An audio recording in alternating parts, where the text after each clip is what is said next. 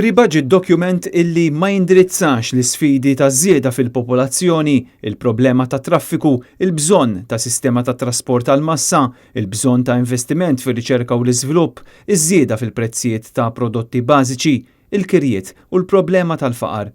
Kollha oqsma li ġew kompletament minsija mill-Gvern, għalkemm qiegħed jgħid illi għaddej jaħmel miżuri tal-baġit għas-sena d-dieħla. Bħalissa fil-kċina nippreparaw dawn il-miżuri. Iżda wara din it-tbissima hemm ir-realtà tal-fatti. Id-dokument stess ikkonferma li l-famuż surplus kważi sparixxa, Malta tinsab lejn l-aħħar fejn jidħlu il-pagi tal-ħaddiema nisa u ma hemm l-ebda rieda sabiex il-Gvern ikun ta' sostenna l-familji li mhumiex waslu sal-aħħar tax-xahar.